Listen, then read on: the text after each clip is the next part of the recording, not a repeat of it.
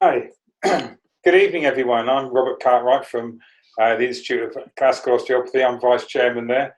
We've got a really interesting talk this evening about scoliosis and how to help that through movement-based therapy with Ed Paget. Ed's someone I've known for quite a few years now through forums, and he's always been a very open-minded, interested osteopath, and always been keen on learning anything he can.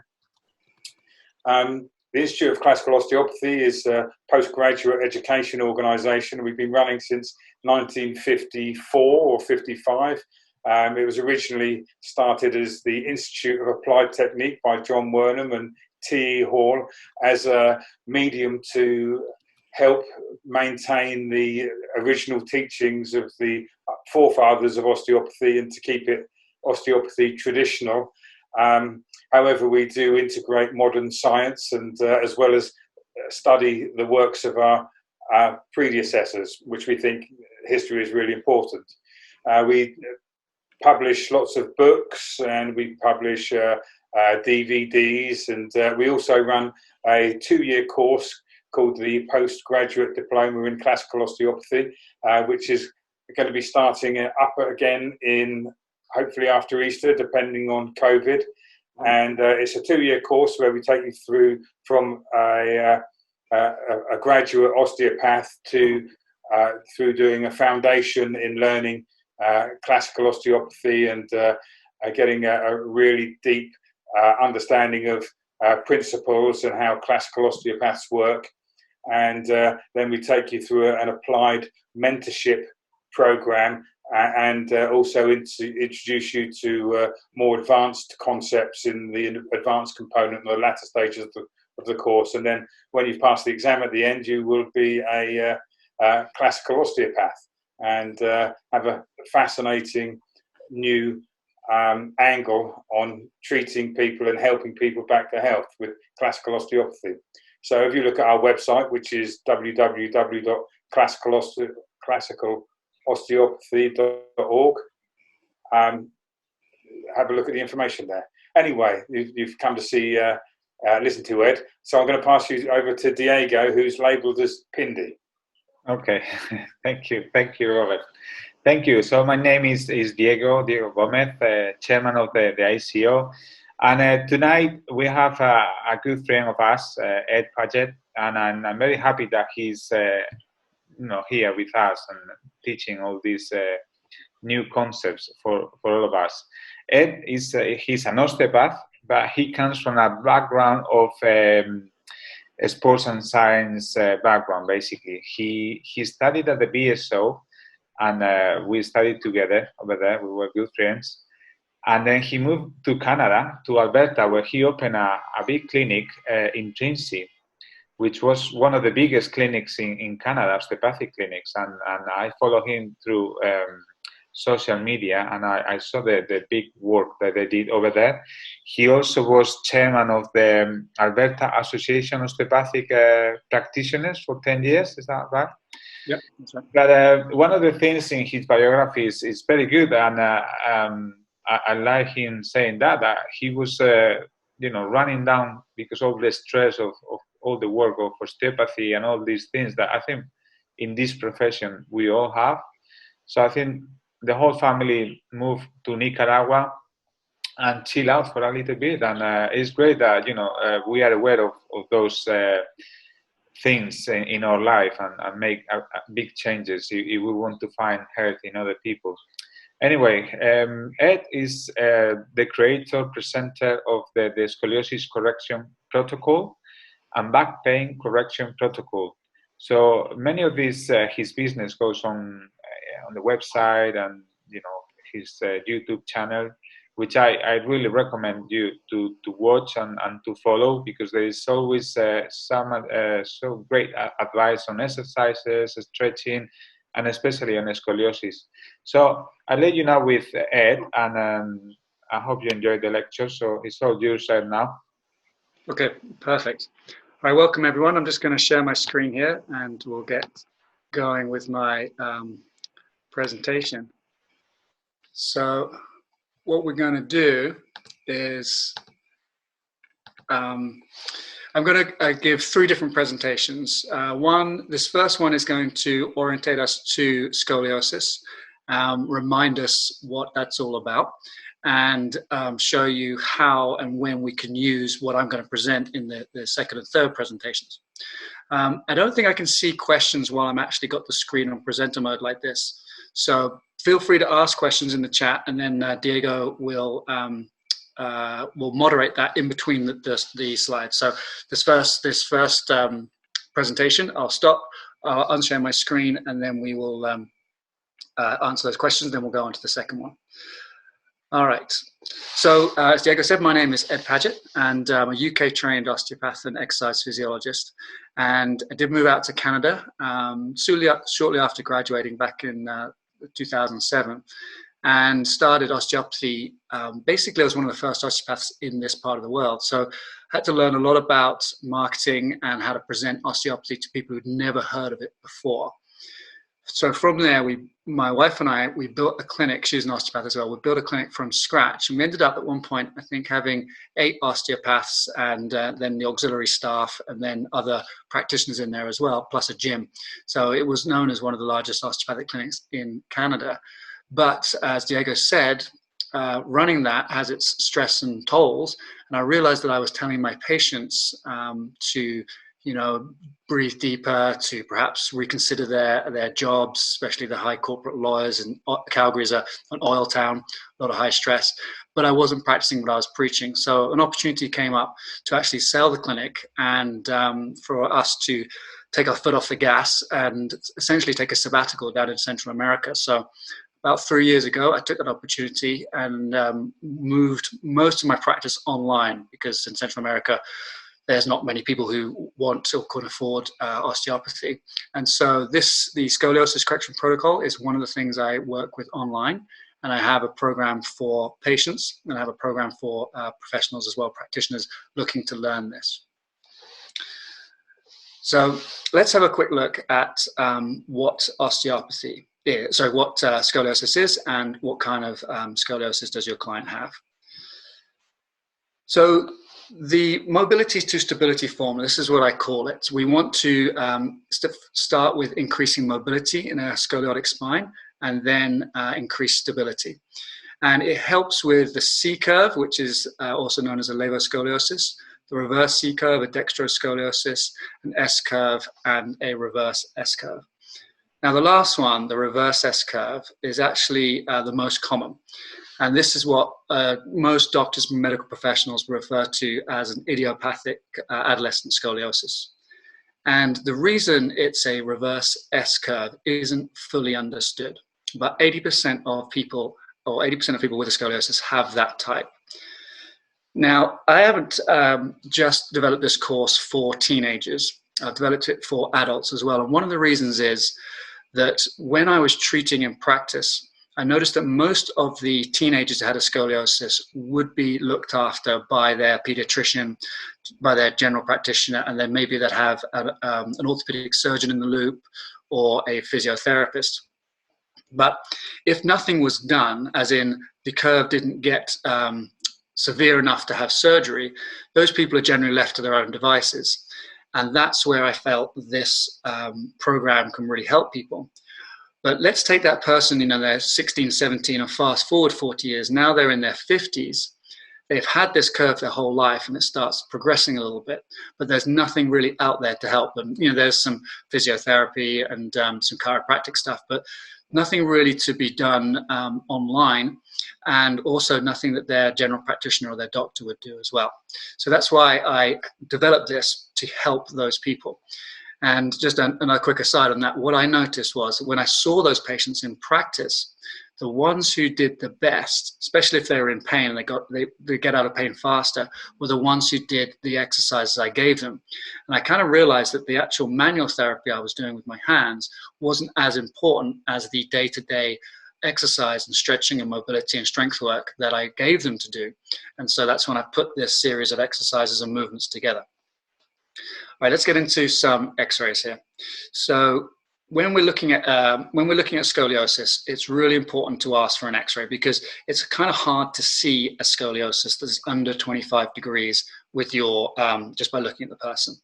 But also, we don't know what's causing the scoliosis. So the idiopathic scoliosis, the one that's most common, doesn't necessarily have a bony change in it, but there are other reasons for a scoliosis. So we can have the failures of formation, the failures of segmentation, and when we're working with this type of scoliosis, then movement isn't necessarily going to be a way of reversing this curve. It's going to be a way of managing the irritated areas above and below the fixation. So it's worth knowing exactly what type of scoliosis you're dealing with. Now, when we have a hemi vertebrae on an X-ray, they can look a little like this. Now, the way I was taught at the BSO was we didn't really do a great deal of looking at X-rays, and so I usually rely on X-ray reports from the radiologists. And in Canada, the radiologists have a lot of continued training beyond being a medical doctor, and so they really are experts at looking at X-rays.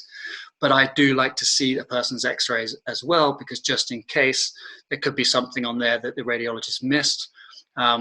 But it's not really kind of my forte to study the X-rays. Having said that, each X-ray gives us a really nice understanding of where the curves are.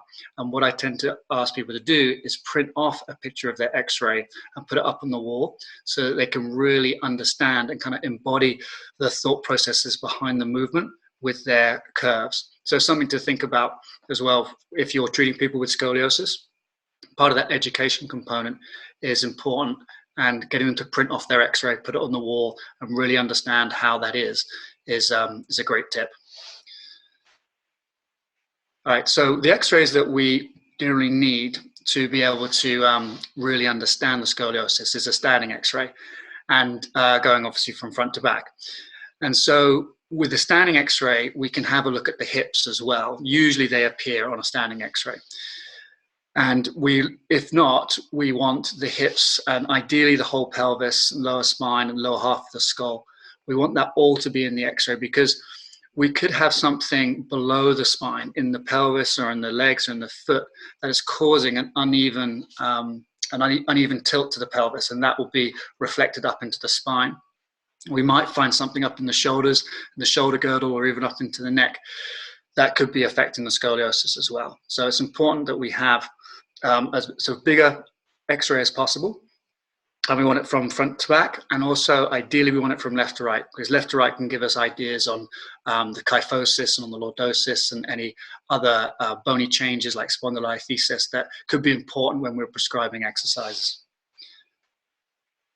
Now, when to take them. So with children, we need to take the X-rays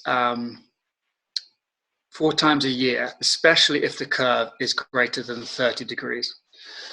Now, if the curve is less than 30 degrees and has not progressed, then we can slow down those X-rays. Now, the most worrying time for a child, and I may discuss this a little bit later, is if they are young, they haven't sort of gone through their growth spurt and they've got a high curve. That's the curve that causes people the most the most anxiety, because it's more likely to progress. But if the child is older, gone through their growth spurt, and has a degrees less than 30, then we don't really need to worry about them too much. But we still need to give them the exercises so that they can attempt to stop any further progression or even reverse that curve. Now, for adults, when they stop growing, we really don't need to take X-rays that often, so once every 4 years. But having said that, some research shows that over the age of 50, the adult curve tends to grow at about 1 to 7 degrees a year, or tends to increase. And that's mainly due to gravity and changes in the spine due to age-related changes. So adults do need to be watched, and especially the older they get. And we also have this thing called the Rissa sign, and that's on a scale of 0 to 5. And ideally on an X-ray report, you would have an idea of this. They would put that number on there as well, because it measures the skeletal maturity, and it's looking at the growth plates on top of the iliac crest. And when the person has finished growing, they would have a score of 5. And so, like I mentioned earlier, if you have a high Rissa sign, so it's 5, a low curve under 30, and the person's a little bit older, then that curve can be quite predictable. But if they have a low risk assigned, meaning they've got a lot more growing to do, they have a high curve above 30 and they're young, so 12, 13 years old, then they've got a high chance of that curve growing. So we need to factor that in when treating a person. And if I'm treating, let's say, a 12-year-old or 11-year-old with a low risk assigned and a high curve, I'll be wanting to pull in the patient's family doctor, the pediatrician, as much as possible, because bracing and other forms of therapy might actually be really important to do in conjunction with exercises. All right, so what happens if you have someone in your clinic and they know they have a scoliosis, or they've been told they have a scoliosis, but you don't have the x-rays? Well, you can actually address this in the clinic with what we call the Adams test, and we can use a Skully Meter. And these are really good for detecting the 4 most common types of curve. Sometimes there are curves that don't fit those 4 patterns, and I generally don't work with those ones too much, because the way the protocol is set out is it's ideal for those 4 curves. But this is a great way to detect them.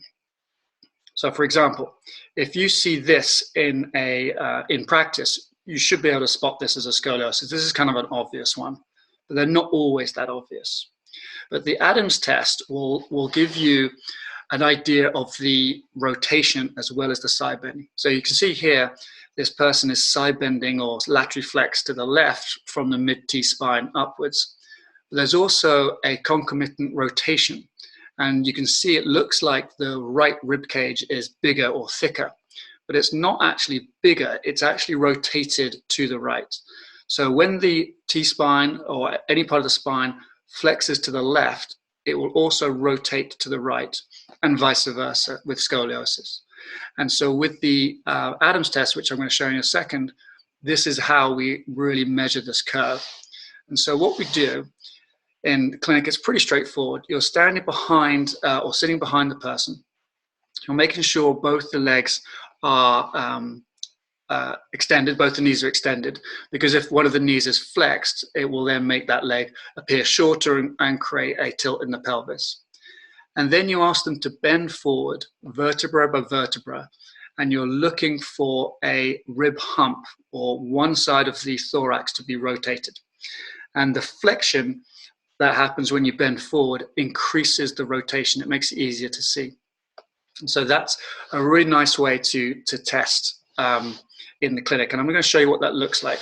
So imagine this. We've got this person in front of you, and they're bending forward. You would see that right rib hump, and that would indicate that rotation. And so for the tests, sorry, for the classifications, if we have just a right hump like this, we would notice this is a C-shaped curve with the apex on the right-hand side. We can also call this a reverse C-shape. You know, it's like a C that's been flipped. And so that's a common thing you see in the upper back.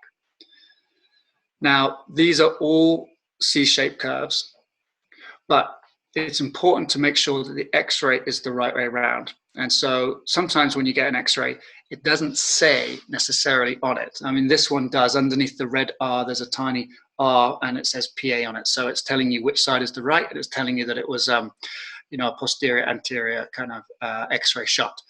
But usually when they don't, I just find it's really useful to flip it and put the heart on the left. Unless they've got that, you know, the heart on the wrong side, which is very rare. Most of the time, you can tell an X-ray just by putting the heart on the left-hand side. So this is a classic reverse C-shape or dextrothoracic scoliosis. And you can see that there is a compensatory curve into the upper lumbars, but mainly the primary or the main curve is in the thorax. All right, let's have a look at a reverse S-shaped scoliosis. So this is the most common one. And this is 2 curves. And you may see this on the X-ray report as a dextroscoliosis, sorry, a thoracic dextroscoliosis and a levolumbar scoliosis. And so sometimes they don't write S-shape, they just say there's 2 curves. And what we're looking at here is different types of X-rays that all show the same thing. So look at the curve on the left, and it's got a 42-degree curve in the upper curve and then a 45-degree in the lower curve. And when I say degrees, this is a thing called the Cob Angle. And the Cob Angle is the standard measurement that people use for measuring scoliosis. So it will be, usually when there's an X-ray report, you'll have the Cob Angle written on it. And I understand most of you may know all this stuff, but I'm just covering all my bases here. And the middle curve is a little bit bigger, 52 and 55. And the curve on the right is a little bit smaller. But interestingly, all these curves are quite well balanced. And so with these curves, you will want to treat both curves at the same time. By balanced, I mean they're similar in the top curve and similar in the bottom curve. But you won't always see that. Sometimes they can be quite large in the top and quite small in the bottom. So this is the reverse S-curve. So what this looks like is when a person bends forward, does the Adams test for you in the clinic, you'll see the rib hump on the upper right, and you'll also see a rib hump or a thickening in the lower left. And a lot of people think that thickening is muscular, but it's really not. It's actually the transverse processes of the lumbar spine.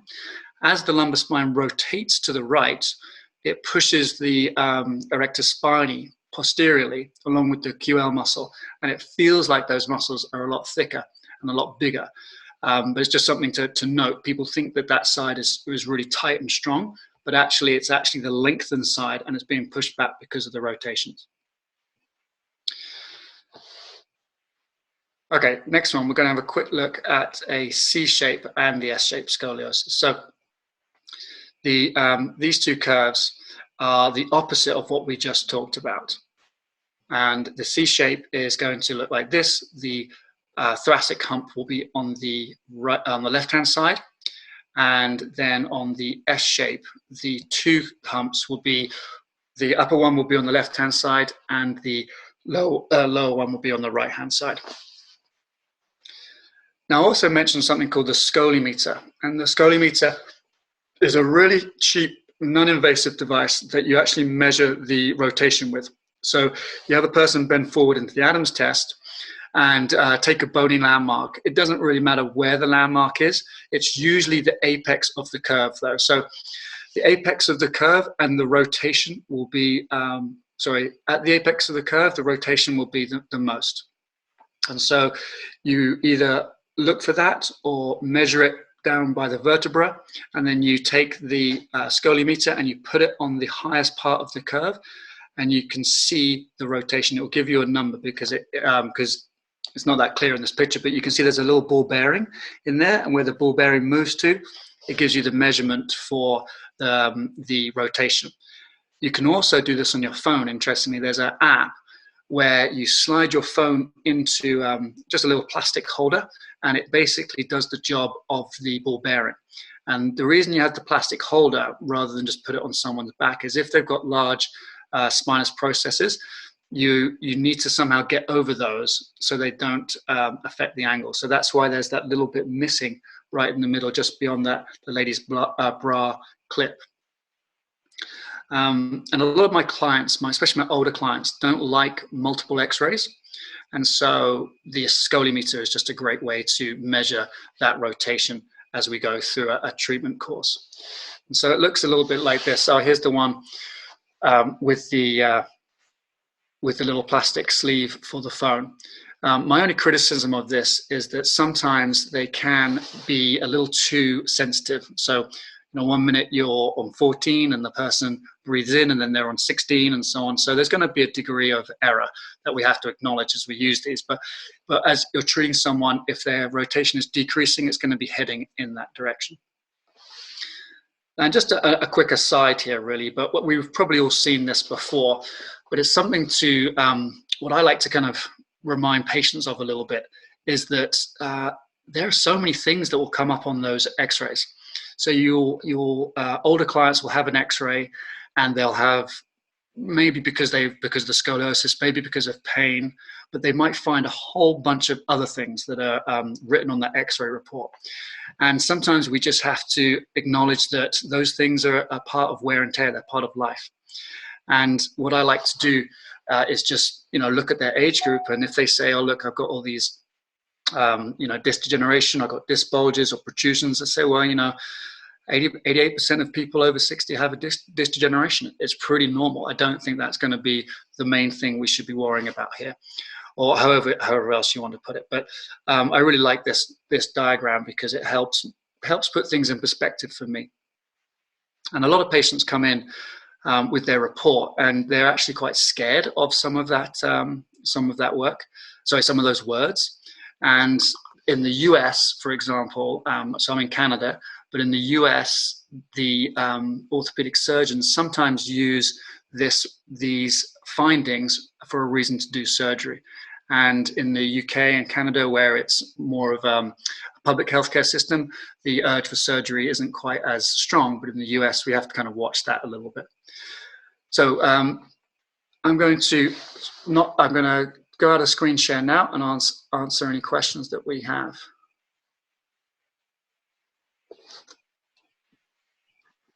All right.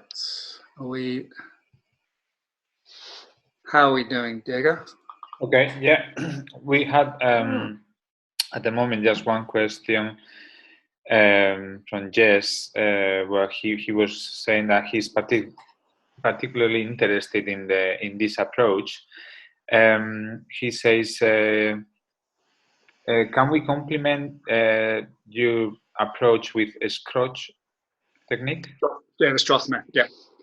So yeah, I can just talk about that for a second. So the Stroth is a form of scoliosis therapy that's been around for about 100 years. It was developed by I think Katharina Stroth in Germany, mainly as a response to people with TB in the lungs and going into the ribs, and working with really extreme scoliosis. And subsequently, that has become one of the main manual therapies for people with scoliosis. Interestingly, in Canada, and I don't know how it is in the UK, Stroth won't teach their method to osteopaths. That kind of put my nose out of joint when I found that out however many years ago, because I wanted to do the course. And so I ended up going to the Czech Republic and training with a doctor out there who does spiral stabilization. And we'll talk a little bit about that later. But there's lots of different schools, but the Stroth school is the main one. And Stroth has gone into Spain and Central South America as well, and it's developed schools out there. So yes, this can be very complementary to Stroth, no problems. One of my concerns with Stroth is it takes a lot of hands-on from the therapist to get the person into the right position. And when the therapist isn't there, I find that clients who have done this method don't feel empowered to be able to do the exercises without the therapist. And so it's a great in theory, but what happens is, they miss an appointment or they can't afford it and they don't come in, and they end up not doing anything. And it ends up having a negative effect in the long run if they don't follow through with the Stroth. Whereas what we're going to learn is very simple and it's very easy for a patient to do. And what I find is you get better patient compliance. And so there's 7 major schools of scoliosis, and the Stroth is one of them. And it's very complicated and very involved. And then there's one in the UK called side shift. And side shift simply involves moving a pelvis from one side to the other, and that's it. So you can imagine from patient compliance, Stroth being one of the hardest ones, side shift being one of the easiest ones. My one kind of pitches in the middle somewhere. Yeah. Yeah. Next question. More questions or not? He's saying the same one. Yes, he's saying that he's got a patient, 14 years old patient with a juvenile idiopathic scoliosis, right. And he's been given a brace and he's doing some Stroth technique. Any tips that you give to him? Yeah, well, yes. Watch the rest of the webinar. You'll have all the tips you need. Okay. And the bracing has been shown to be effective. They have to be worn at least 18 hours a day. So they recommend 20 to 22 hours a day. But the research shows that above 18 is ideal. And the research they did on this was very clever. They put in all these monitors into the braces, and they knew exactly when the person was wearing it, when they weren't wearing it, when they were moving in it, when they weren't moving in it. And it does manage to slow down the curve. It doesn't necessarily reduce the curve, but it will slow it down if you're in that window where you have a high curve and a low age or a low risk assign. Then the brace can be very effective. Yes. How many degrees they recommend a brace? how many degrees of scoliosis? Yeah, you know, this is really interesting. When you dig into this, it's completely arbitrary. So each country has its own recommendations, right? So the more developed the country, the lower the recommendations for bracing or surgery. The less developed the country, the higher the recommendations or no recommendations. So really, when it comes to it, the only reason to have a brace or surgery is to stop the curve from growing so much that it's going to affect your heart and lungs, right? That's where the health comes into it. Anything underneath that is actually aesthetics. It's the way the person looks. And so in the US, for example, they don't want their kids looking like they have a scoliosis. So they want to give them surgery and straighten them up as soon as possible. And it really does come down to the way the person looks. And it's not to do with function. It's not to do with movement, because there's one great article on this, actually, was the history of scoliosis and scoliosis surgery. It turns out that the scoliosis surgeons are not thought of very highly by other surgeons. And the reason is most surgeons will go in and fix a damaged joint. So they'll take an arthritic hip, make it work again, take a knee and repair it. Whereas a scoliosis surgeon is one of the only surgeons in the world who's going the opposite way, taking a joint that's moving perfectly fine in a healthy 12, 13-year-old and then fusing it so it will never move again. So they're actually doing the opposite of what every other surgeon is doing. And therefore, generally, there's the ethical questions around scoliosis surgery, especially with historically those Harrington rods that they would put in into the spine, because once those Harrington rods are in and the bone grafts go in, the spine never moves again for the whole of life. So yeah, surgery is not something to be taken lightly, that's for sure. Okay. See, yeah, that's it then. You can carry on then with the presentation. Okay, perfect. So I want to share with you now just a couple of case studies of the scoliosis correction protocol in action, and then we're going to flip to the actual movements. So just bear with me while I share my screen again.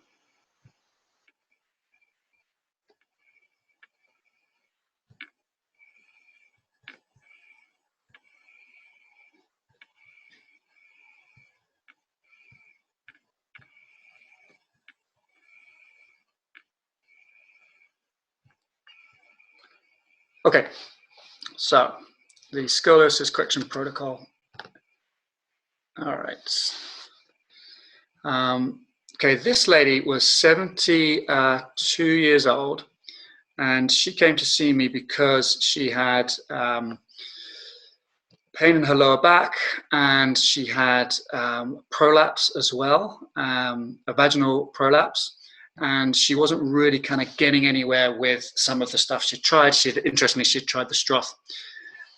She also noticed that she was getting more constipated. And so she went to see her gynecologist, who said that the scoliosis could be part of the problem. Now, she had her x-ray, and it was 18 degrees in the thorax and 40 degrees in the lumbar. And you saw that like kind of narrowing of the discs around T8 and T9. So she was very worried about this progressing, as you could imagine. And her doctor said that he would just monitor the curves and make sure it didn't get any worse. Now, I'm not really sure what that means, because I see that quite a lot. But we know that the degrees do get worse over the age of 50, between 1 and 7 degrees a year. So when they say we're going to monitor it and make sure it doesn't get any worse, what they really mean is we're going to monitor it and just watch it get worse. And yeah, I'm saying that a bit tongue-in-cheek, but that's basically what they're saying. So then she was offered surgery for the prolapse, but she'd already had a hysterectomy before, and she said the recovery was really tough, so she didn't want to do that at all. So what we did is we decided to look at building a program for her scoliosis and for her pelvic floor as well. And we wanted to sort of give her the best plan forward. And what she said, this was her comment, she said that the chiropractors, physical therapist, GP, all gave conflicting opinions. And then when she came to us at Intrinsi, said we were the first ones to take the time and listen and analyze the various components of the problem for both the upper and the lower curves, and see how they're all impacting her whole clinical picture.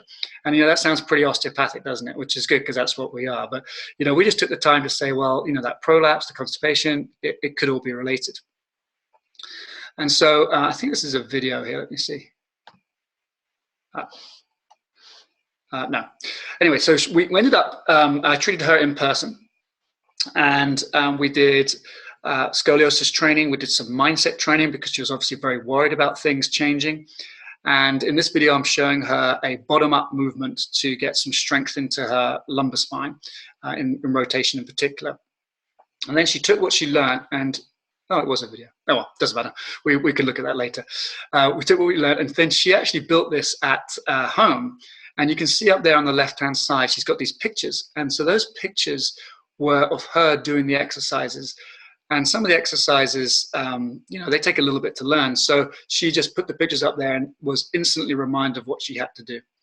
And so this is her in her house. And I really liked working with this lady because, oh, hang on. My window is paused for a second here. Diego, can you see this or not?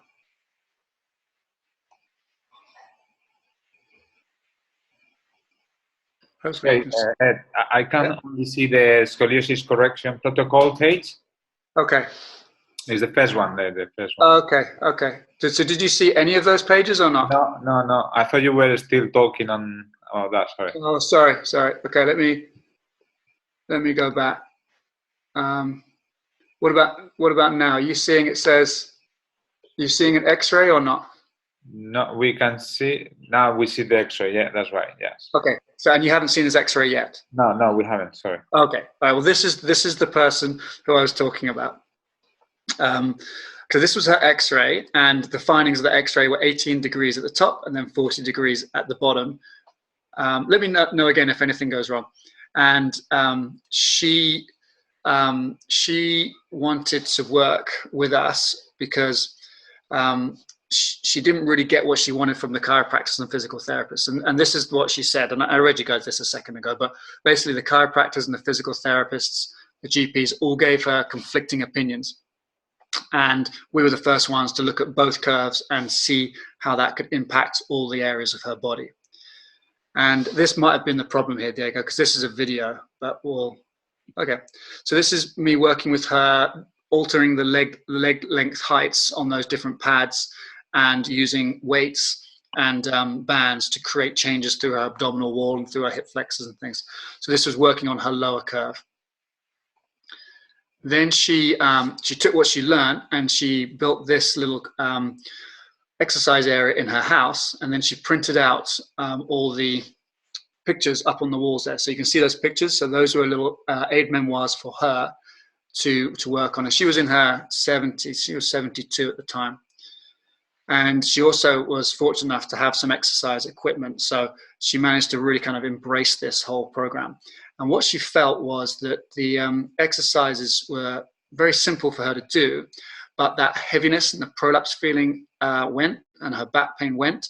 And she felt way more confident to continue these going forward to stop any further progression in her curve.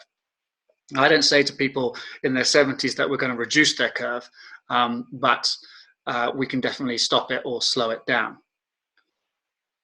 Okay, here's a 12-year-old, so this might be more interesting for the gentleman or the lady we were just talking to that had some questions. So this young girl was, I think she was just kind of getting changed for the pool or something, and her parents noticed this rib hump was the first thing they saw. And she was 12 years old, so they got some x-rays, which included the pelvis. So you can see here, the x-ray includes the pelvis and it includes the shoulder blades and the lower part of the skull. So that's the ideal x-ray that we want. And this allowed them to basically rule out anything that, all these other things that could be causing a scoliosis before they call it an idiopathic scoliosis. So at the time it was 25 degrees and the doctor said, well, we'll just monitor it. And so they said, no, we're going to do something about it.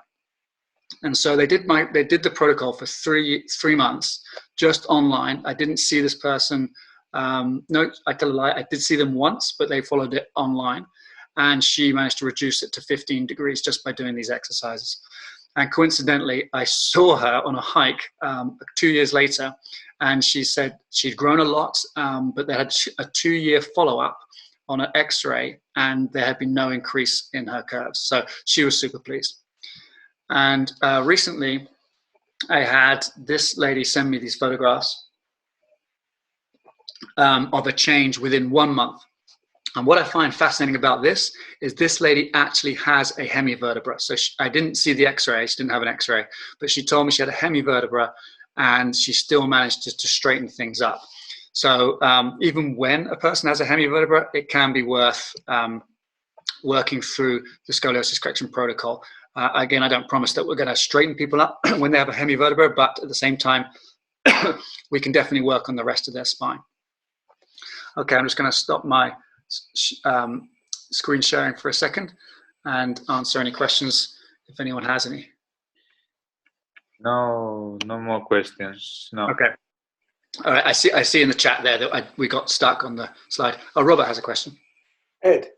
Yes.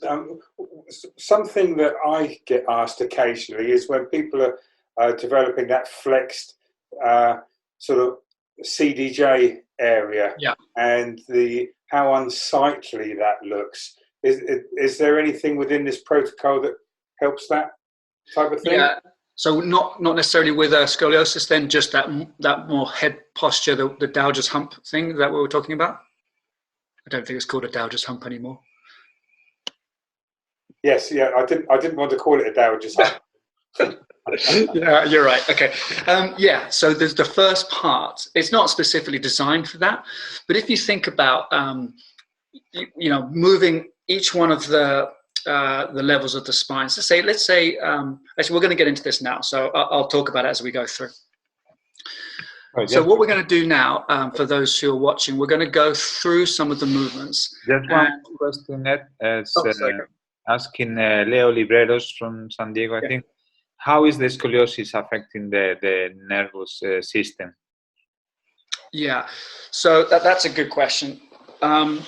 So I think as osteopaths, we look at the nervous system coming out through the foraminal, the foramens, and we can think, well, if hang on a sec, if the curve is sort of steep enough, it stands to reason that it will be pushing on these nerves, right?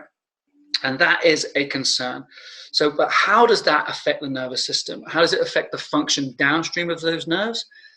We can speculate on that, but we don't know the answers. That's my take on it. The medical world doesn't think quite the same as us when it comes to that. You know, they're looking at gross motor function. Maybe that would be an effect. But there's going to be effects. We just don't know what they are. But talking the nervous system, this wasn't necessarily in my presentation, but as the person grows, there's a really high chance that they will get this ectopic cerebellar tonsils, right? That the brain will actually be pulled out of the bottom of the foramen magnum, and the brainstem comes out just ever so slightly. So that's very common in people with scoliosis. Then you also get a flattening of the arches in scoliosis, plus the rotation. And so one theory of scoliosis, and this is the one I kind of buy into more than all the others, is that as the bones grow, they grow faster than the nervous, or the spinal cord. The nerves can actually stretch.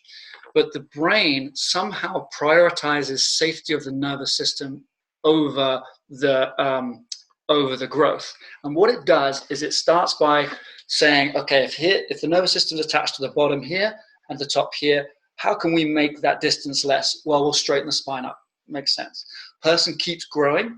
Well, how can we keep that spinal canal a shorter distance from the top to the bottom if the vertebrae grow? Well, we can actually side bend. And if you look at the models here, when you side bend and rotate, it actually makes the distance along the spinal canal less. And so one theory is that the side bending and rotation is actually in response to a stretching of the spinal cord. And that makes sense to me because there's a large majority of cerebellar tonsils in people with scoliosis. And you'll notice that generally people with scoliosis are very tight through their spinal cord. Now, there's going to be exceptions to that. You may have all treated exceptions. The young gymnast with a scoliosis is a good exception. But if you really look, they'll have super flexible hips, but there'll be areas of their spine that don't move that well at all. And I mentioned some of the surgeries earlier. Well, one of the surgeries, which I actually I'm quite excited to see being developed, It's called spinal tethering. And what they do is they come in and they put, like, in essence, they put a strap from here to here on the curve. And that strap is, you know, made of some sort of Gore-Texy type material, or not Gore-Tex, doesn't matter, but it's a very strong material. And as the vertebrae continue to grow, they cannot lengthen anymore on the long side of the curve because of the straps here. And so they are forced to straighten up. And it's called vertebral tethering. And that's one surgery. It's very new, but one surgery to watch out for and see how that goes, because it's minimal in inverted commas compared to the other types of surgery, but has very good results and works on that kind of theory that can we just shorten one side and lengthen the other in the same way on what we're going to work with these exercises I'm going to show you. Okay, so what we're going to do is run through a quick hip evaluation, because understanding how the pelvis works in standing up is going to be really important. And then we're going to go through some of the exercises. Now, I've got this page open so I can see any questions as they come up as well, but I'm going to be standing back a little bit. If anyone wants to follow along, this is a great opportunity, because some of us will be kinesthetic learners, and movement, obviously we need movement. Movement is going to help reinforce what we're learning here. So if you want to, this is a great opportunity. So the first thing I look for, and this is not to replace what you would be doing ordinarily, but maybe as an adjunct to it. The first thing I'll be looking for is any imbalance in the hips. And so I'm just going to get this camera in the right place. So as we know, the hips are going to move in 6 directions, right? They're going to forwards and backwards, side to side, and they're going to rotate both ways. So those are the cardinal planes, or the 6 directions of the 3 planes. So we're going to start with adduction. Now, the way I do adduction is I want a person to be standing up. Now, I'll remeasure this passively, but standing up gives us a really good idea of how the bones stack up on each other and how that feedback can actually affect the postural reflexes. Because sometimes you can do an assessment standing up and it will be completely different lying down. But if you only do lying down, you'll miss it when you're standing up.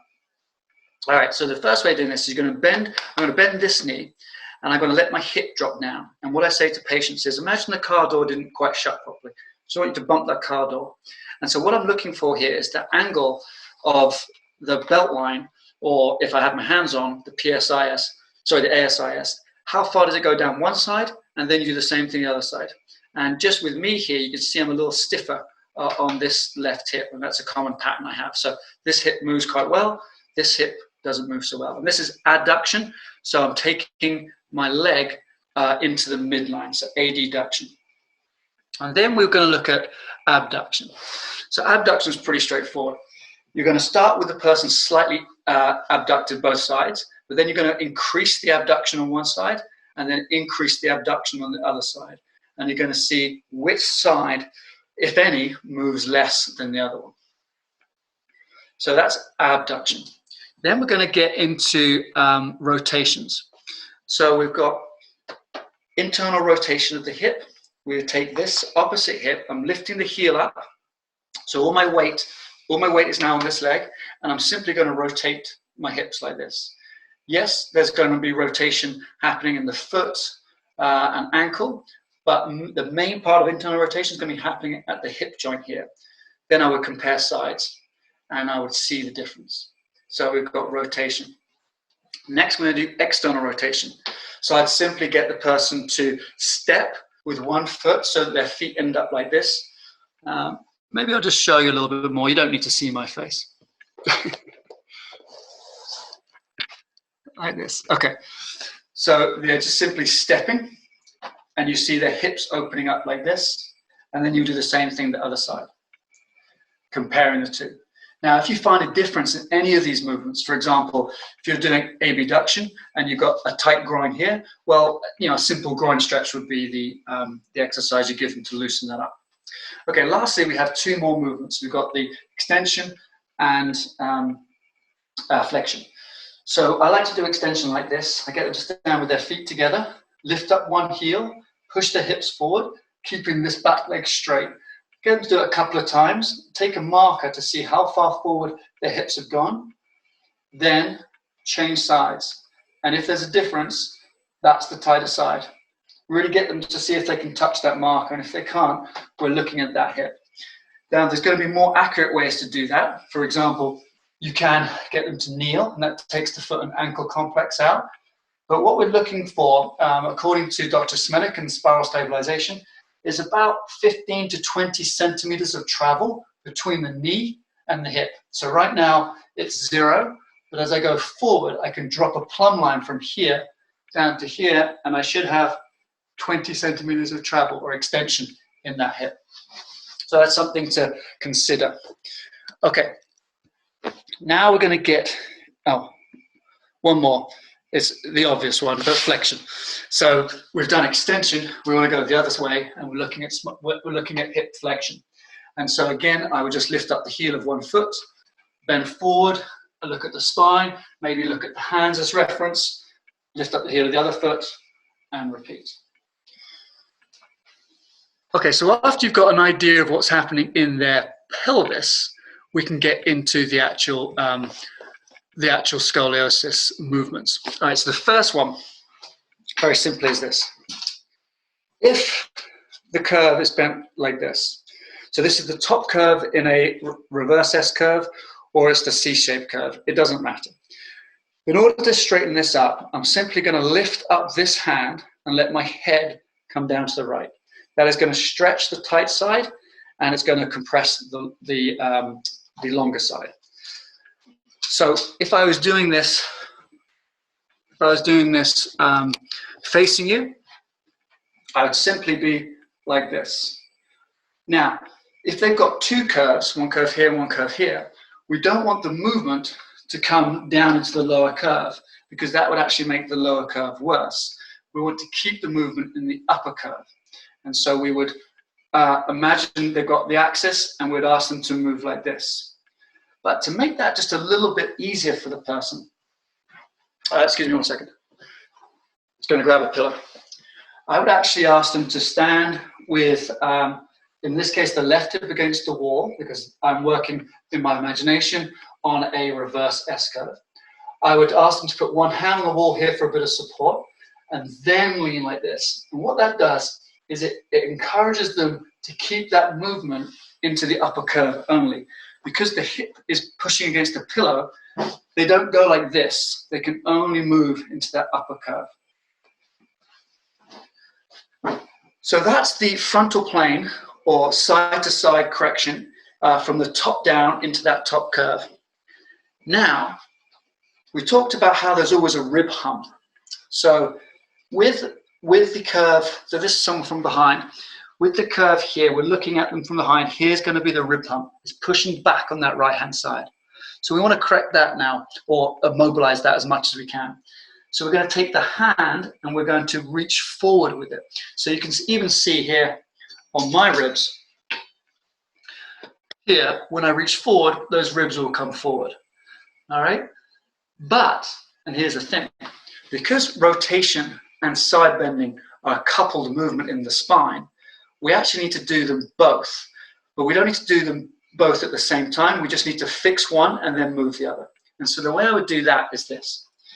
I would have the person reach their left hand, which is the hand that's going to correct the top curve in the frontal plane, over their head, whilst they slide their right hand forwards and backwards. So this hand is doing the rotation correction with motion. This hand is doing, is fixing or pre-positioning the upper curve. All right, so now we've got two corrections for that upper curve, frontal plane and rotation. But going back to Robert's question, we now can address the sagittal plane corrections as well, because we know that the curve is either going to be less in the thoracic spine due to the tightness of the spinal cord, or we might have increased flexion at that cervical thoracic junction. So what I like to do is this. Pre-position, but then drive the head and pelvis forward. So it's like a cat-cow, something we might be familiar with from yoga or Pilates, but you're doing that in a standing position.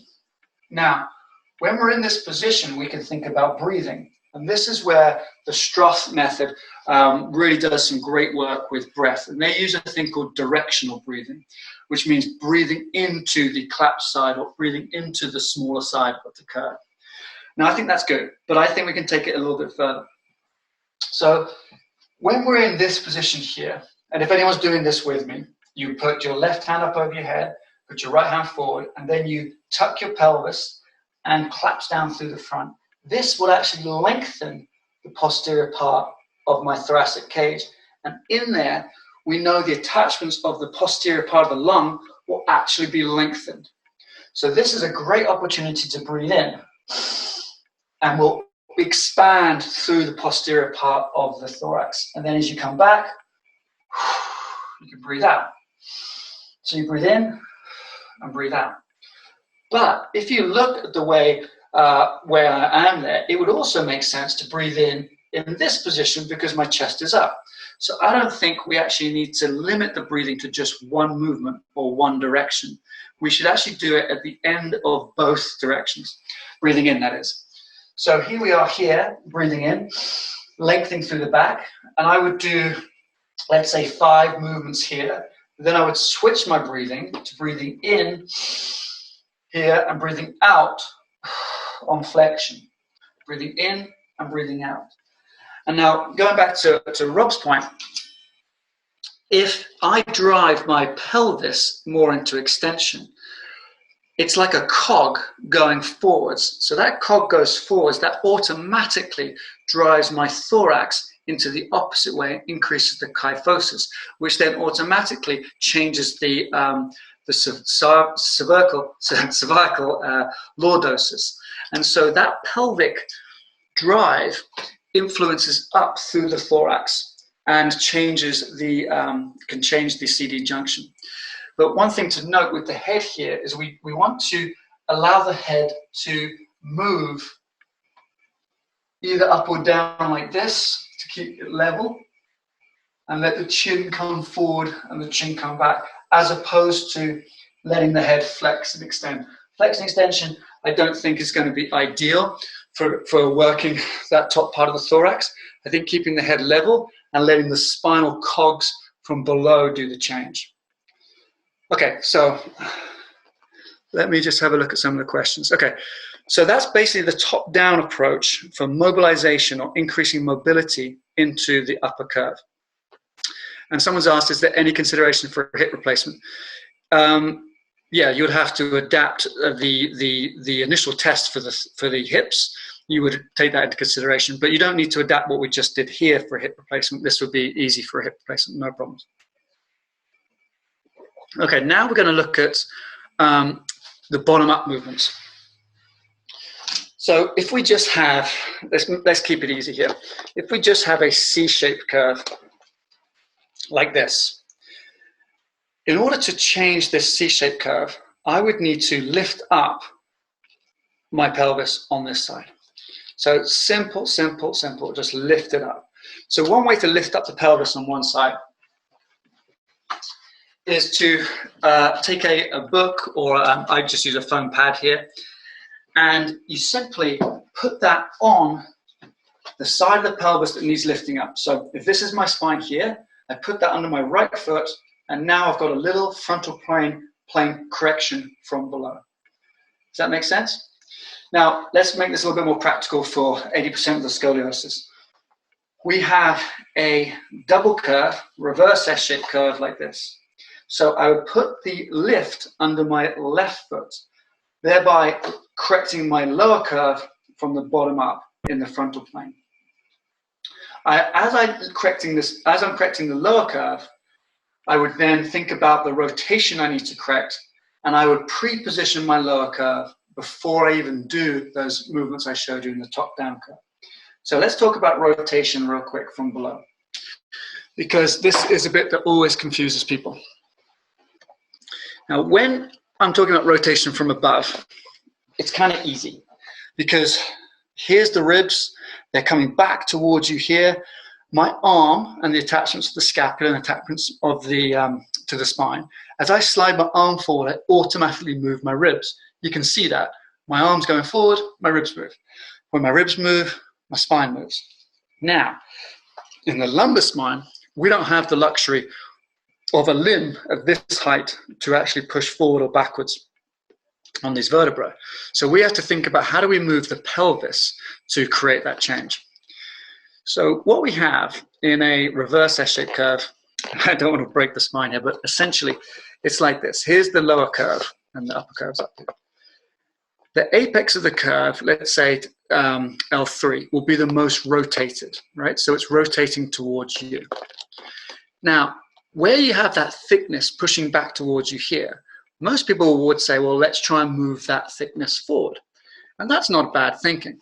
But how do you move that thickness forward? Well, the logical way will be to step forward with the, in this case, the left leg. But you can imagine here, or you can see from the side here, if this one is rotated the most like this TP is that way. And I step forward with my left leg, I'm making that relative rotation worse up to the point of the apex of the curve. So what I do is actually step forward with the right leg and line up all the vertebrae from below. So we have the thickening on the left-hand side. We want to move that thickening forward at some point, but really, because we're using the pelvis as the mover, we're actually going to use the right foot to line up those vertebrae like this. So we don't make it worse, we make it better below the curve. And so what that looks like is this.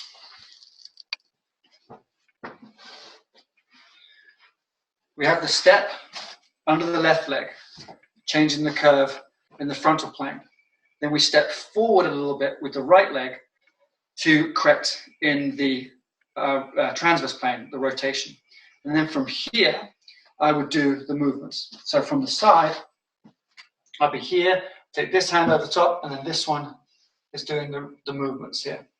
And the reason I do that is I want to kind of tie up a lot of the movement in the lumbar spine with the side bending, lift correction, and the rotation before I start using the movements in the top down, because a lot of time people will shift movement from the top curve into the bottom curve, and they'll bail out, for want of a better word. It's like their body compensates by moving into the lower curve. So if you tie up the lower curve, it's less likely to happen, and most of the movement's going to go into the upper curve. I hope that makes sense to people.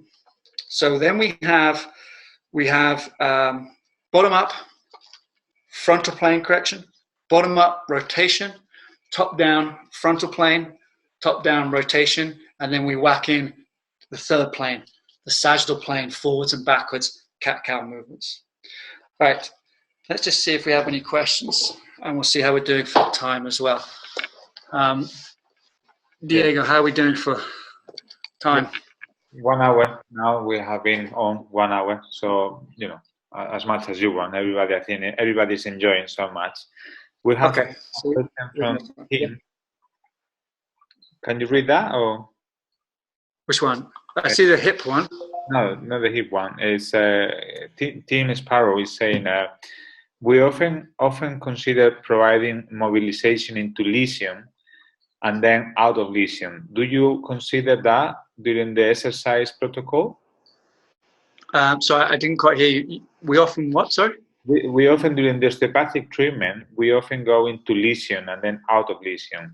Do you consider that kind of aspect in the exercise protocol? Great question. All right, so it brings me quite nicely onto the next piece. So into the lesion and out of the lesion. So yeah, we do. Let me just think about that. So the next part. Then we have the mobilization, so creating more mobility in the spine. But we also have the strength component. And in the strength component, we do tend to make the spine not worse as such, but you're stressing the spine in a different way. And I'll show you what I mean. But before we go there, I want to just do two more things on the mobility part. So if I have the spine here, let me just see if I can do this. And I have my lower curve, so from the back. If I have my lower curve, you're looking at someone from the back here, like this. we've got those corrections that we've already done in rotation, and we've got the correction in the side bending.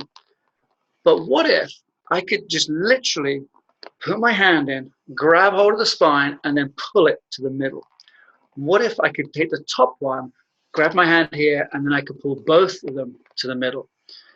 So the Clear Institute, which is in the US, they do this by strapping a person into a chair and putting cargo ratchets, the same things that you would tie down the load on the back of a truck or a lorry, cargo ratchets around the person's chest and around their lumbars, and they tighten them up until they're pushed into the midline.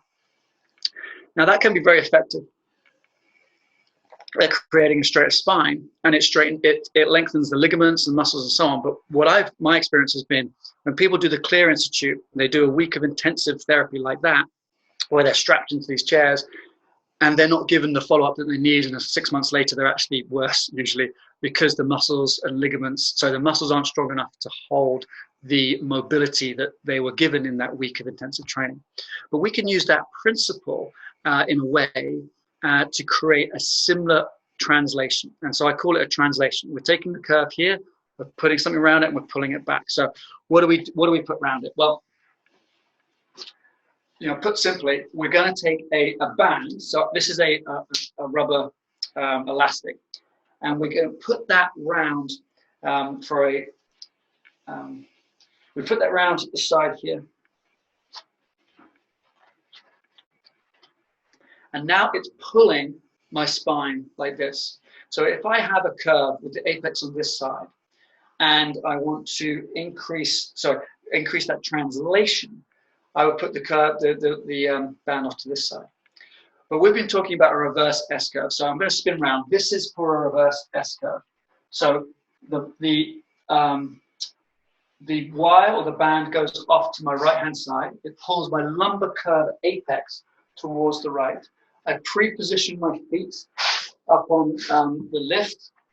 And as I do this, I can then move in that sagittal plane again. And so not only am I getting the two corrections from below, I'm getting a third translation. But we can enhance this even more. I can take my right leg and take it behind me into a QL type stretch. I'm just going to lower this down for you so you can see. So I'm now taking my right leg and I'm lengthening the short curve of the spine into a QL stretch. And I can make that into a movement as opposed to just a static stretch. So we have the advantage of the translation, and then we have movement bottom up to get that QL to be nice and lengthened. Then we can use the top curve. So I'm not in my clinic at the moment, but I would actually have this at the same angle, same level as my chest. And from here, my curve is apex on the right-hand side. So I would simply lean this way and have this pull the apex of the curve to the left.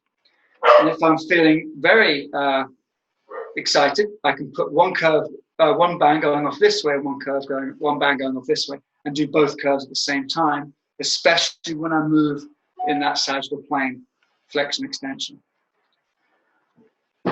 Okay, so that's translations of the lumbar and the thoracics. And now we're going to move into the strength component. And the strength component is pretty simple. This is a little bit of moving into the lesion, as I understand it anyway. So if the curve is bent like this, I want to straighten up this way. And to do that, we can use these muscles on this side. Now, so far, we haven't really used those muscles. We've been lifting this arm up on this side, and well, I guess we have been using them to a certain degree, but we haven't been training them with any resistance. But we've been working on the mobility. But now, if I put a weight in this left hand here, this is my spine, I put a weight here, that weight is going to increase that curve if I let it win against gravity. But if I take that weight and I push up towards the ceiling, yes, my shoulder is doing this, but when I get to the end range of my shoulder, I can actually use my thorax to get a little bit further up. And so these muscles on the paraspinal muscles here, a little bit on the obliques, maybe even a little bit in those intercostals, they're all going to work together to lift this weight up. So weight resistance training or strength training or stability training, all those words are synonymous. I take a weight in my hand, nothing too heavy to start with, and I simply take it up and reach up with it. So this doesn't do anything to the spine really. It's in this last 5–10% of movement. Move up like this. So that's a resistance into the frontal plane for the top curve. So one of the questions is, what is patient compliance like with this? So that's a good question. So when you look at the other scoliosis programs out there, most people have to fly to, because I don't live near one of the centers, they fly to a center, they pay for the accommodation, they pay for the food, they pay for the expertise, and they do 4 to 6 hours a day of scoliosis correction. And then they're left afterwards with some exercise to do to follow up. So the expense of those types of very intense residential camps can be $5,000 to $10,000. And so when people come and find me online, they've usually looked at something else like that. They've looked at a camp, they've looked at going to a physiotherapist for 20, 30, 40, 50 treatments with the Stroth method. And then they find this, and when I show them how to do this, we can get this whole program down to half an hour, and they can do that every day or every other day. And so generally I find patient compliance very good. So at the moment I've got probably 170 people working through this program online, and I'm checking in with them once a week, and I'm getting really great feedback from the compliance aspects, because you can actually either do it in one go, or you can say, well, I got to brush my teeth. Everyone brushes their teeth twice a day. So I stand up on the block here, I put this forward here, and I just reach one hand up, and I just brush my teeth. So straight away, 2 minutes teeth brushing twice a day, 4 minutes. I've got 4 minutes done. Then I could be in the shower, and I can just reach like this. And so I teach people how to do this throughout their day, as opposed to just in one go, if that's what they want. But it's a good question. The motivation is important for us, for the patients as well. If they're motivated to do this, they will do it. Okay, next thing we need to think about is strengthening the rotational component. How to strengthen the same side pectoralis as that goes down into the external obliques and can start pulling those ribs forward. So the most obvious way to do that is to, again, pre-position everything. So left foot on the block, right foot forward, left hand up over the head for a reverse S-curve. Now, previously my rotation was just this, but now I can put a resistance behind it, and I can actually get some contraction through my abdominals when I do this. Now, if you see someone's rotating their pelvis, then we know that the rotation has gone too far down. So you can just have them put their hip against the wall, or like I showed you earlier, put a pillow against the wall, and that stops that from happening. And we can just slide that hand forwards and backwards and get really good change in the strength of the muscles that are going to hold those ribs forward. Now, when I was working with the spiral stabilization, they were recommending 2 hours a day of movement, mainly for children. And the way he described it was that if they have a child and the child is a good athlete, you're looking at training every night pretty much, or at least every other night, and training by the time you factor in travel to the sports grounds, all that kind of stuff, 2-3 hours a night. And he recommended to his parents to treat their kid like an athlete that has scoliosis, and their sport is reducing scoliosis. So put in 2 to 3 hours a night. Now, the resistance that you use is actually quite light, because it's not necessarily you're not training the muscles to get bigger, like a hypertrophy. You're training the nervous system to become more efficient and get more of a connection with the mind-body. the mind-muscle connection. So you want lots of reps with light weights. So that's top down, stability or strength work into the top curve. Any questions from there? I think we're okay.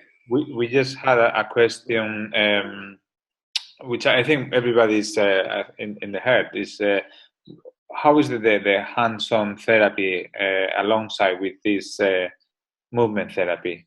How do they complement each other? Yeah, I mean, I don't think this necessarily is going to replace your hands-on therapy. For me, it has, but I still see people in person. So if I see a person in person, I would be doing what I normally do. I'll be looking through each one of the foot joints, making sure the foot's working properly, make sure the ankle works properly, because, if the feet and, I'm preaching to the choir, but if the feet and ankles aren't working properly, we're going to have some pelvic imbalance. And if the person's walking a lot, we want that 10,000 steps a day, you're going to have 10,000 aberrant movements coming into the pelvis, which is going to affect the spine.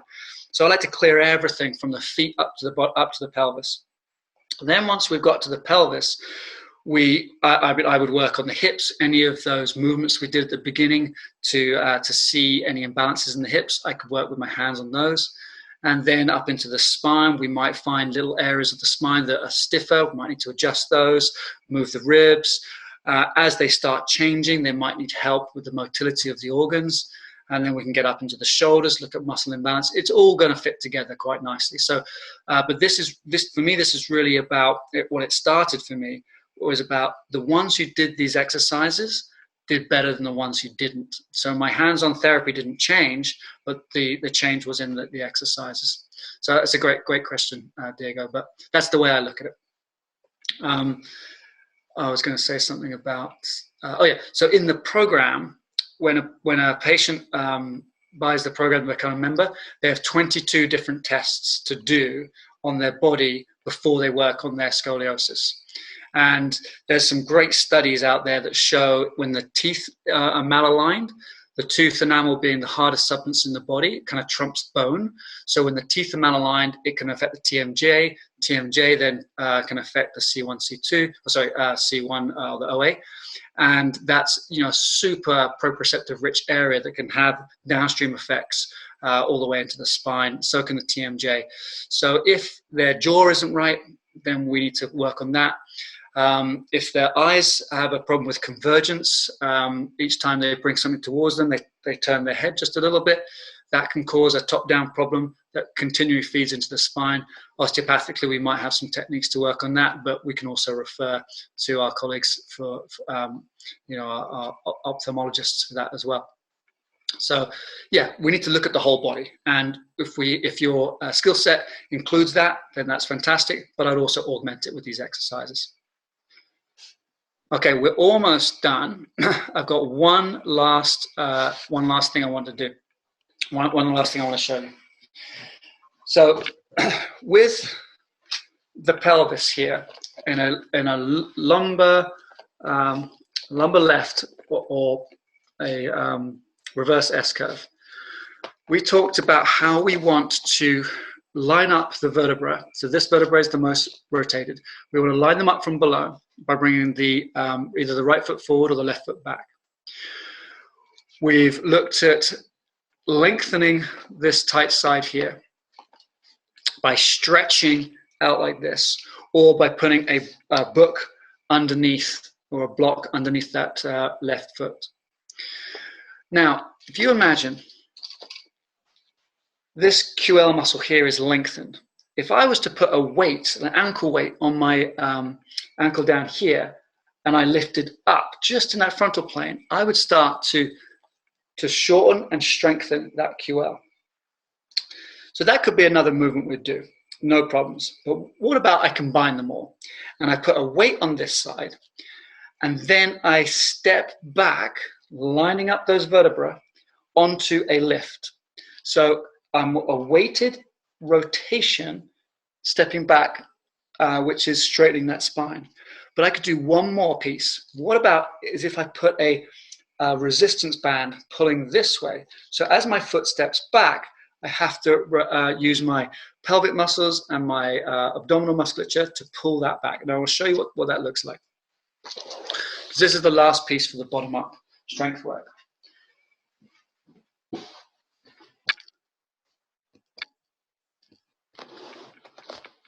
Okay, so what I want here is my lift under my left leg as normal. But if I put a lift under my right foot like this, I'm actually making my curve temporarily worse.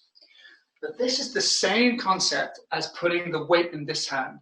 I'm temporarily making it a little bit worse, or at least firing up, getting those proprioceptors in the long side of the curve ready to contract to lift up. Same thing here applies. I'm going to take this resistance and I'm going to put it with my foot like this. Now,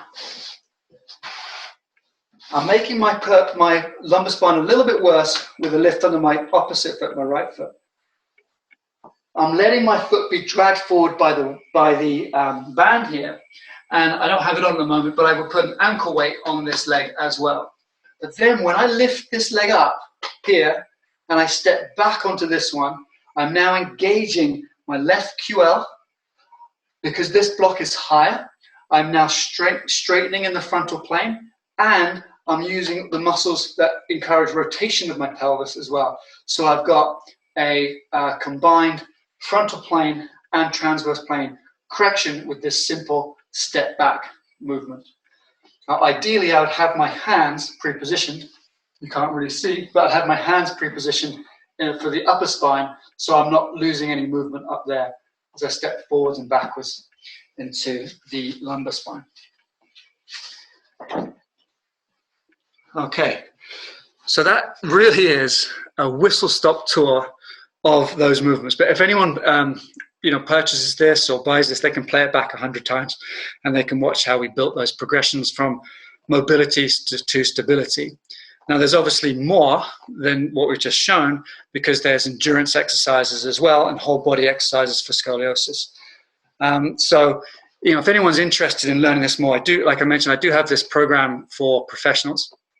It's the Scoliosis Correction Protocol for Professionals. And the website is Scoliosis Pro, P-R-O, scoliosispro.com. And you can go in there and have a look at it. But basically, I teach you all the science behind the different theories of scoliosis.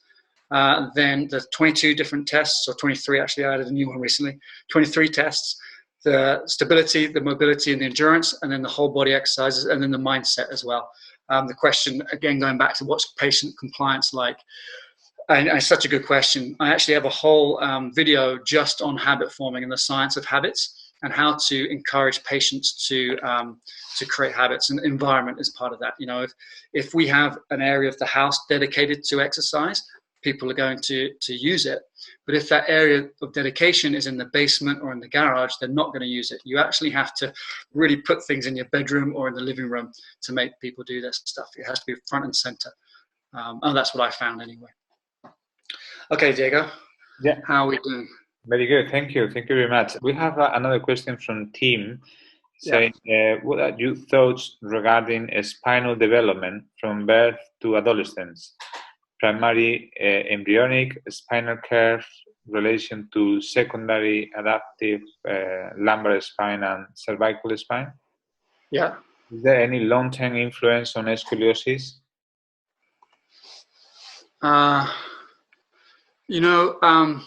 That's a great question. The way I looked at it is I'm sure that there are reasons for the idiopathic scoliosis that we don't know about. And as osteopaths, we like to have, interesting theories around embryonic development, positions of the fetus in the womb, maybe even how we come out, which direction we turn through the spinal canal. But those are theories aren't really backed up as yet in any of the literature. So what I've done in my research and creating this program, I've looked at what has been researched in the literature. And so the main points for the spinal curves, development of scoliosis anyway, there's a genetic component, there's a growth spurt component, there's a hormonal component, a nutritional component, and a postural reflex component. Those are the most well-researched areas, and so that's what I'm addressing here. You know, I hadn't spelt it out like that, but each one of these movements is addressing aspects of that. And then in the protocol, I actually address the nutrition to a certain extent as well. And also, he's asking about have you found any dominant levels in the scoliosis, like D4 to L2 or something like that? Oh, sorry. Yeah, good question. Like, so is it predominantly in one place more than the other? Yeah.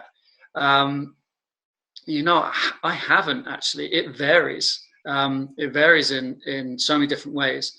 But I think to take that, the most common one is adult scoliosis, is lumbar, and it's to the left, as in the apex is on the left, and L3 is always the apex.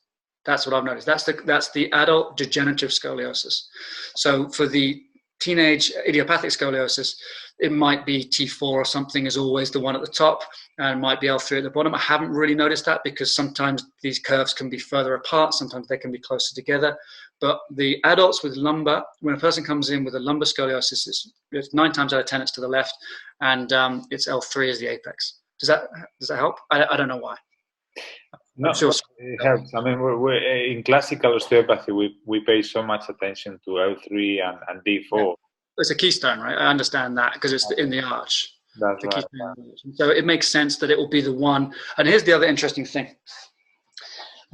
When you have the arch here, so we've got 5, 4, 3, where this is translated to the most and rotated the most, it has very little frontal plane movement. So the apex of the curve is usually still horizontally level, but rotated, whereas all the other ones are horizontally changed as well. But the apex doesn't, and L3 doesn't for some reason. So maybe it's because it's the center of the arch. It doesn't side bend as much. I don't know, but yeah, it's just a good observation. We always say that the center of gravity is L3, so the line of gravity should cross along L3. Yeah. And we think it's the strongest vertebra in the spine. So it's a key area for treatment for us. So if it's the strong, maybe that's why it doesn't tilt in the frontal plane, and why the other ones rotate or tilt around it. Yeah. Potentially. Yeah. Interesting. It's interesting. I mean, I've been following you for a while, and I've been using some of those exercises for patients, and it's very good because I complement that very well with the kind of the treatment that we do, both body adjustment, which is all about long lever, and the way you use those exercises. I mean, it's all natural movement, which is what basically we are looking for. Yeah. And you've done the course, haven't you, Diego? It was more for patients that you had at the moment, but it was great. I mean, it was so helpful for my clients here in Spain. And but you have to work a lot. I mean, you make it so easy, those exercises, but in your head you're thinking, okay, so the curve, what is the side bending? And then you pull in that way, and it's gone. You need a while to. Well, I'll give you a tip. So what I say to patients, I say, it's very important to print out your X-ray and have it oriented the right way. So you're looking at yourself from behind. That's right. And what I do is, if I haven't got it, I print it out in the office, and then I put it on the wall next to them. And so I've got the X-ray looking there, and then I'm looking at them, because when they turn around, everything's reversed, right? And so I'm like, no, please turn back around again. And I always turn around the same way, and I look at the X-ray, because sometimes I'm treating 3-4 people with different curves, and it does get confusing. I'd admit that for sure. Yeah. No, it's very good. It's very good. So I don't think we have any more questions over here. And people are, really happy with you. Are you going to share your presentation? Are you going to send us the presentation you Yeah, if you want me to, I can do that. No problems. I mean, as everybody knows, we are recording the presentation, and it will be in the Vimeo channel that we have for the Institute. So we we will email the presentation, and the video will be there. So if you want to watch it again, and then I think that's very good. This is it's excellent. Yeah, it's an excellent way to engage with the patient and empower the patient as well. Yeah, exactly. And Leah, you made a great point. It's like the patient goes. So this is kind of what I saw so many times. They go to the doctor, and they're like, my back's sore, and the doctor says, well, over time we'll X-ray. Oh, you've got a scoliosis, and they say, yeah, I had a scoliosis as a kid, but I was told not to do anything. And then they say, well, what do you think? Is the is the scoliosis causing the problem now? The doctor says, no, I don't think so. There's nothing you can really do about it anyway. That's what they're told adults every single time. There's nothing you can do about it anyway. And that's when they start Googling, and that's when they start finding people like me, hopefully people like you as well, and they can actually start doing something. But doing some exercises, you're right, it's empowering. Plus all the benefits of movement, right? Increased bone mineral density, increased cardiovascular health, all that kind of stuff happens when you start doing these exercises. So I think they're really good. Well, my feeling is this is a worldwide answer of doctors to patients, and I even think that in osteopathy we don't fully understand scoliosis. Like when I studied at the VSO, we it's kind of what you said at the beginning. So I think the more we understand is the spine. Yeah. So yeah, thank you very much. Everybody's saying thank you for the presentation, and okay. So thank you, Ed, for coming here with us tonight, Friday night. So for us in the UK, in Spain.